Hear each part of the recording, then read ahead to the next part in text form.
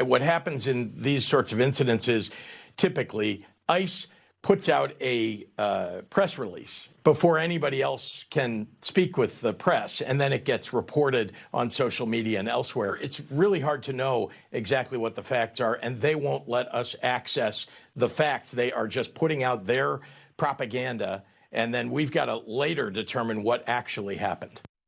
What's your response to that?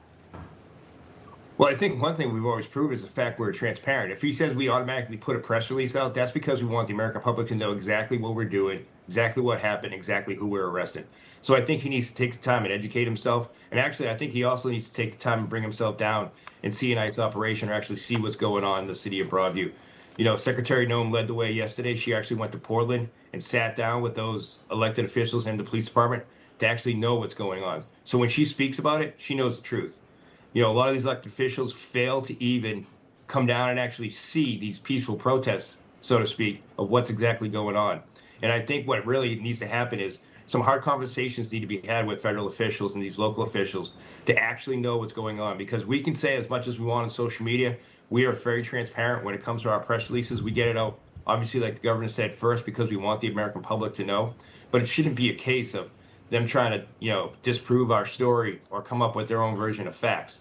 I think a lot of people just need to put their eyes on the ground, especially in situations like Chicago where you can see that it's not peaceful protests. Well, there's the video right there. We're watching it. And with that Democratic rhetoric that they're putting out there, there's a ripple effect. You've got a number of celebrities that have now voiced their opinions about ICE and haven't been shy about it. You've got country singer Zach Bryan now.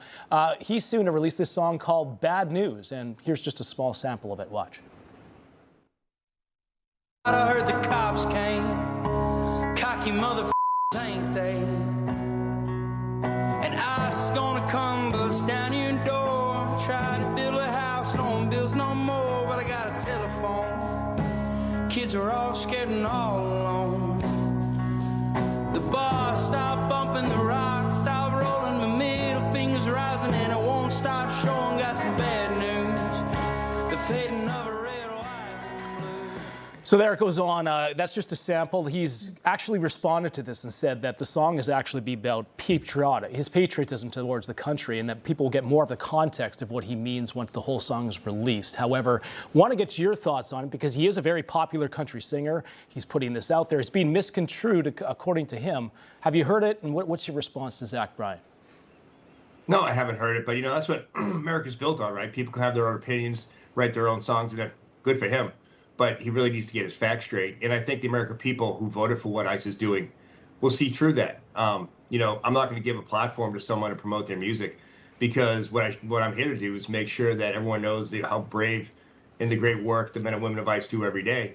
And if he wants to write a song like that, so be it. I'm pretty sure it might not go well for him because I think more people in the United States voted for what ICE is doing right now, and that's their law enforcement mission. We're enacting the laws made by Congress. We're out there keeping neighborhoods safe, and I think that's what we need to focus on. All right. Finally, sir, if we can ask you about the Super Bowl. Bad Bunny made some news. He's announced as the halftime performer here. But we've also heard that the Trump administration is not going to shy away from making sure there's ICE members who are standing by, ready just in case anything would be necessary. Could you speak to that and what we can expect at the Super Bowl? And, you know, was that a good choice by the NFL to have this guy headline it? Well, I can tell you this. The ICE, in general, has been at every Super Bowl since ICE has been created. You know, we're at every special large event. Homeland Security investigation special agents and our ERO officers are there providing support. And it's not just an immigration mission.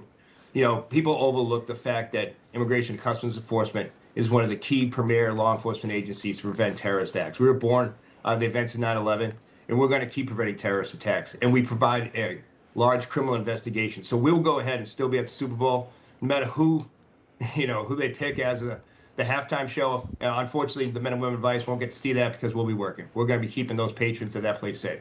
And that's what we're focused on. Yeah.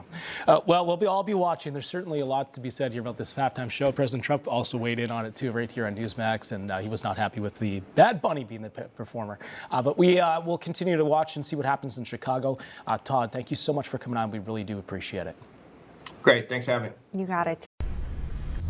Information. Truth is freedom.